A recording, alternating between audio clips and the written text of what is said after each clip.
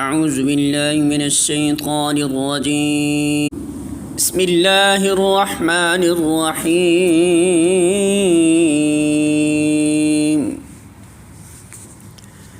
وَلَأُضِلَّنَّهُمْ وَلَأُمَنِّيَنَّهُمْ وَلَآمُرَنَّهُمْ فَلَيُبَتِّكُنَّ آذَانَ الْأَنْعَامِ وَلَآمُرَنَّهُمْ فَلَيُغَيِّرُنَّ خَلْقَ اللَّهِ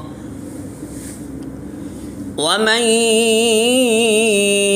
يَتَّخِذِ الشَّيْطَانَ وَلِيًّا مِّن دُونِ اللَّهِ فَقَدْ خَسِرَ خُسْرَانًا مُّبِينًا۔ سورۃ النساء آیت نمبر 119۔ ترجمہ: میں انہیں بہکاؤں گا، میں انہیں آرزوؤں میں الجھاؤں گا، میں انہیں حکم دوں گا اور وہ میرے حکم سے جانوروں کے کان پھاڑیں گے، اور میں انہیں حکم دوں گا اور وہ میری حکم سے خدائی ساخت میں رد و بدل کریں گے۔ اس شیطان کو جس نے اللہ کے بجائے اپنا ولی و سرپرست بنا لیا، وہ سری نقصان میں پڑ گیا۔ سورۃ النساء حاشیہ نمبر 147 اہل عرب کے توہمات میں سے ایک کی طرف اشارہ ہے۔ ان کے ہاں قاعدہ تھا کہ جب اونٹنی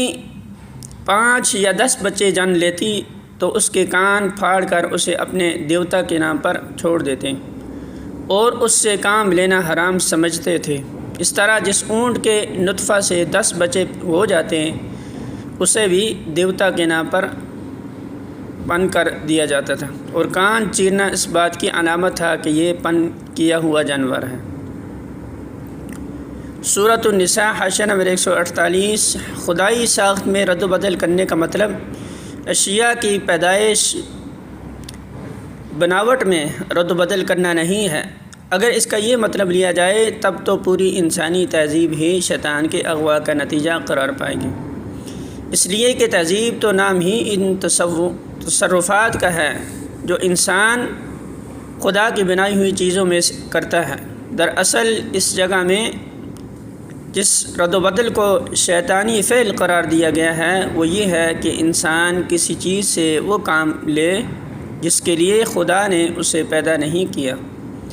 اور کسی چیز سے وہ کام نہ لے جس کے لیے خدا نے اسے پیدا کیا ہے۔ بالفاظ دیگر وہ تمام افعال جو انسان اپنی اور اشیاء کی فطرت کے خلاف کرتا ہے، اور وہ تمام صورتیں جو وہ منشائے فطرت سے گریز کیے لیے اختیار کرتا ہے، اس آیت کی روح سے شیطان کی گمراہ کن تحریکات کا نتیجہ ہیں۔ مثلاً عمل قوم لوط،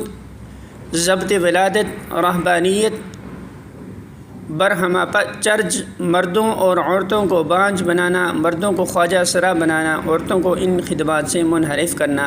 جو فطرت نے ان کے سپرد کی ہیں، اور انہیں تمدن کے ان شعبوں میں گھسیٹ لانا جن کے لیے مرد پیدا کیا گیا ہے۔ اور یہ اس طرح کے دوسرے بے شمار افعال جو شیطان کے شاگرد دنیا میں کر رہے ہیں، دراصل یہ معنی رکھتے ہیں کہ یہ لوگ خالق کائنات کے ٹھہرائے ہوئے قوانین کو غلط سمجھتے ہیں اور ان میں اصلاح فرمانا چاہتے ہیں۔